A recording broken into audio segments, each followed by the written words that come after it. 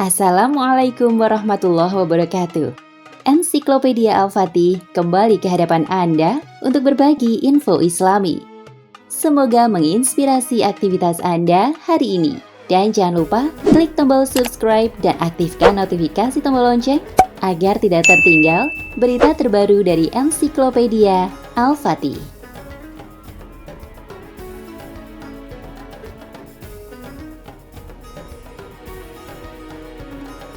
Pada suatu hari, Rasulullah mengunjungi Sumayyah dan Yasir, orang tua dari Ammar bin Yasir. Mereka sedang disiksa, dipaksa untuk berbaring di atas pasir yang membara, serta dibekuli habis-habisan. Ammar beberapa kali dihempaskan di atas bara api. Rasulullah sangat tersentuh atas kekejaman yang ditimpakan terhadap Ammar dan keluarganya. Beliau selalu menghibur mereka dan mengangkat tangannya dalam doa dan berkata, "Sabarlah. Kalian sesungguhnya akan menemukan tempat tinggal kalian di surga." Dalam riwayat lain, sebagaimana disampaikan oleh Jabir bin Abdullah, disebutkan bahwa Rasulullah Shallallahu Alaihi Wasallam dalam kesempatan itu berkata, "Wahai keluarga Yasir, dengarkanlah kabar gembira ini, bahwa tempat tinggal yang dijanjikan untuk kalian adalah jannah." Yasir dilaporkan akhirnya meninggal karena penyiksaan yang terus-menerus.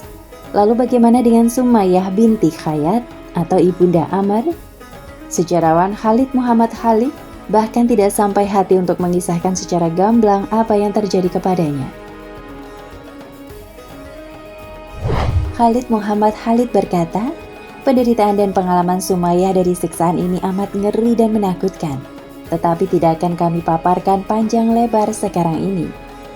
Cukuplah kita sebutkan sekarang tanpa berlebih-lebihan bahwa Syahidah Sumayyah telah menunjukkan sikap dan pendirian teguh yang dari awal hingga akhirnya telah membuktikan kepada kemanusiaan suatu kemuliaan yang tak pernah terhapus dan kehormatan yang pamornya tak pernah luntur. Suatu sikap yang telah menjadikannya seorang bunda kandung bagi orang-orang mukmin di setiap zaman dan bagi para budiman sepanjang masa." Namun dalam riwayat lainnya, kami menemukan gambaran yang cukup jelas tentang apa yang terjadi terhadap Sumayyah dan juga Abdullah, saudara laki-laki Ammar. Dihiyah bin Khalifah Al-Kalbi meriwayatkan bahwa Abdullah bin Yasir juga disiksa. Riwayat itu juga menambahkan bahwa Sumayyah mati syahid ketika Abu Jahal menusukkan tombaknya ke bagian paling pribadi dari tubuhnya.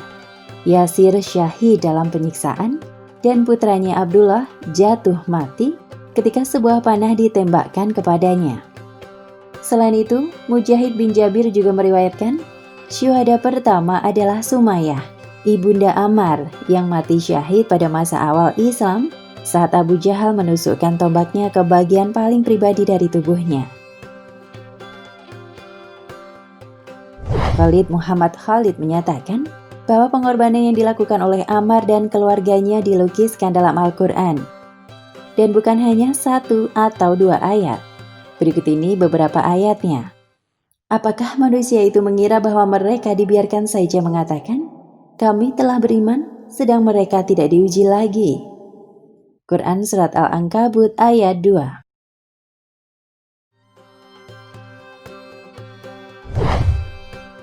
Setelah kematian seluruh anggota keluarga, ayah, ibu, dan dalam riwayat lain dikatakan saudara laki-lakinya, kini tinggal Ammar bin Yasir yang masih bertahan hidup dari penyiksaan. Namun ini belum berakhir. Dia harus menghadapi penyiksaan yang lebih menyakitkan lagi.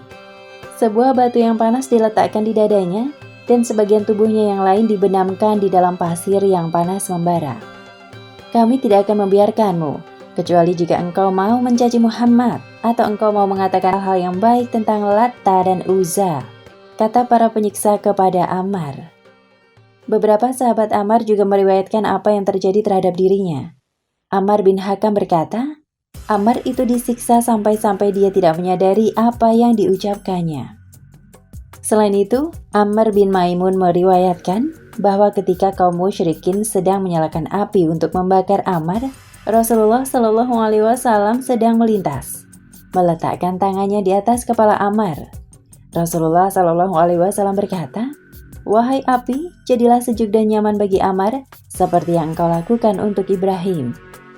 Rasulullah Shallallahu Alaihi Wasallam kemudian memberitahu Ammar bahwa dia tidak akan mati karena penyiksaan ini, tetapi sekelompok pemberontak akan membuatnya mati syahid. Tetapi bagaimanapun juga, meskipun bersabar dan mendapatkan pertolongan dari Rasulullah Shallallahu Alaihi Wasallam, pada waktunya Ammar benar-benar mengalami penderitaan yang begitu berat. Suatu hari, para tukang cambuk dan panderanya menggunakan segala daya untuk melampiaskan kekejian dan kezaliman, serta untuk membuat patah semangat Ammar. Dia disiksa dengan besi panas, disalib di atas pasir panas dengan batu merah membara ditindihkan ke dadanya, bahkan hingga ditenggelamkan ke dalam air untuk membuat sesak nafasnya. Tubuhnya penuh luka-luka dan kulitnya banyak yang mengelupas. Karena siksaan yang demikian berat ini, Ammar menjadi tak sadarkan diri. Orang-orang itu lalu berkata kepadanya, "Pujilah olehmu Tuhan-Tuhan kami." Lalu diajarkan kepadanya kata-kata pujian itu. Sementara dia mengikutinya tanpa menyadari apa yang diucapkannya. Abu Ubaidah bin Muhammad bin Amr meriwayatkan bahwa kaum musyrikin menangkap Ammar dan menyiksanya dengan sangat kejam, sehingga untuk menyelamatkan hidupnya, dia akhirnya dipaksa untuk menghujat Rasulullah Shallallahu Alaihi Wasallam dan memuji Tuhan-Tuhan kaum musyrikin. Ketika dia datang kepada Rasulullah Shallallahu Alaihi Wasallam, Rasulullah bertanya kepadanya apa yang terjadi. Dia menjawab, "Segala yang terjadi sesungguhnya berjalan dengan salah, ya Rasulullah. Kaum musyrikin terus menyiksaku sedemikian rupa, sehingga aku dipaksa untuk menghujatmu dan memuji Tuhan-Tuhan mereka. Bagaimana dengan keadaan hatimu?" tanya Rasulullah Shallallahu Alaihi Wasallam. Ammar menjawab, "Aku menemukan hatiku dipenuhi dengan iman." Rasulullah Shallallahu Alaihi Wasallam berkata, "Jika kaum musyrikin mengulangi siksaan mereka, engkau dapat mengulangi apa yang engkau katakan untuk menyelamatkan hidupmu." Muhammad bin Amr meriwayatkan, Rasulullah bertemu Ammar saat dia menangis, mengusap air mata dari wajahnya. Rasulullah Shallallahu Alaihi Wasallam berkata, "Orang kafir menangkapmu dan membenamkanmu dalam air berkali-kali, sehingga engkau dipaksa untuk mengatakan hal-hal tertentu, kata-kata kekufuran.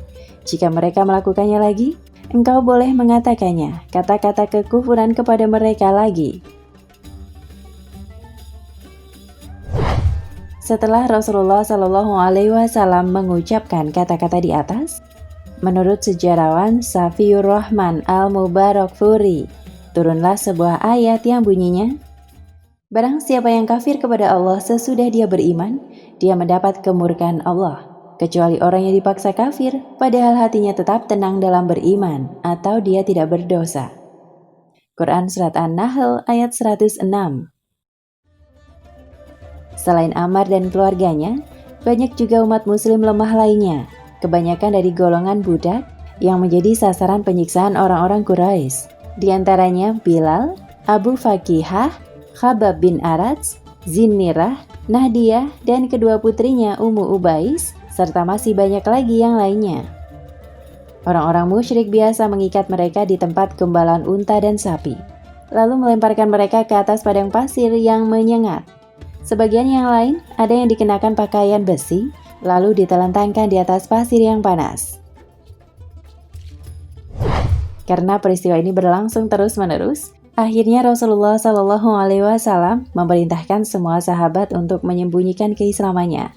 Lalu turunlah sebuah ayat yang mengisyaratkan tentang hijrah dan menyatakan bahwa bumi ini tidaklah sempit.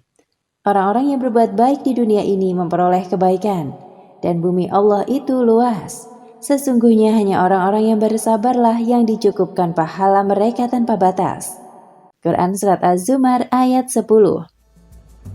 Maka untuk pertama kalinya, beberapa kaum muslimin melakukan hijrah ke Habasyah. Beberapa riwayat menyatakan bahwa Ammar bin Yasir termasuk yang ikut dalam hijrah ini.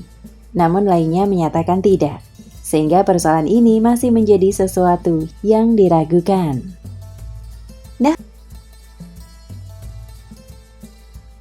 Pemirsa Ensiklopedia Al-Fatih, sampai di sini perjumpaan kita kali ini. Semoga menginspirasi.